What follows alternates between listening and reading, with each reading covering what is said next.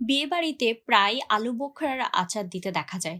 যারা আচার লাভার এবং যারা খুব কম ইনগ্রেডিয়েন্ট এবং স্বল্প সময়ে বিয়েবাড়ির স্টাইলে আলু বোখরা সে আচারটা তৈরি করতে চান, তাদের জন্য আমার আজকের এই রেসিপি।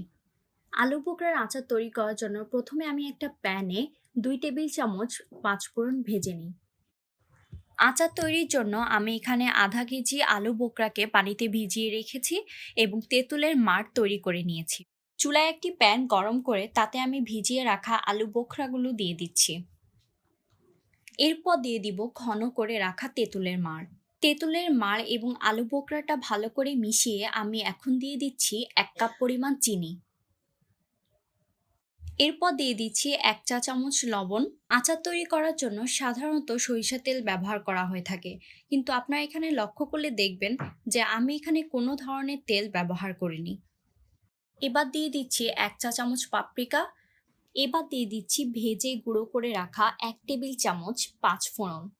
পাঁচফোড়নকে সবগুলো ইনগ্রিডিয়েন্টের সাথে ভালোভাবে মিক্স করে নিতে হবে। এরপর দিয়ে দিব 2 টেবিল চামচ হোয়াইট ভিনেগার।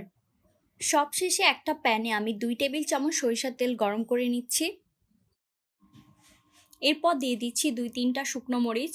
শুকনো মরিচকে সরিষার তেলে একটু ভালো করে ভেজে নিই। এরপর দিয়ে দিব 1 টেবিল চামচ রসুন কুচি।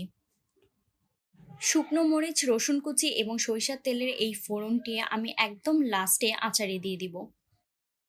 এই ফোড়নটা ব্যবহার করলে আচারের টেস্টটা একদম পারফেক্ট বিয়েবাড়ির স্টাইলে আলু বোখরার আচারের মতো হবে।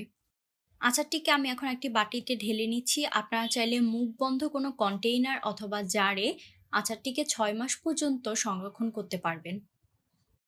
তৈরি হয়ে গেল বিয়েবাড়ি স্টাইলে আলু বোখরার আচার।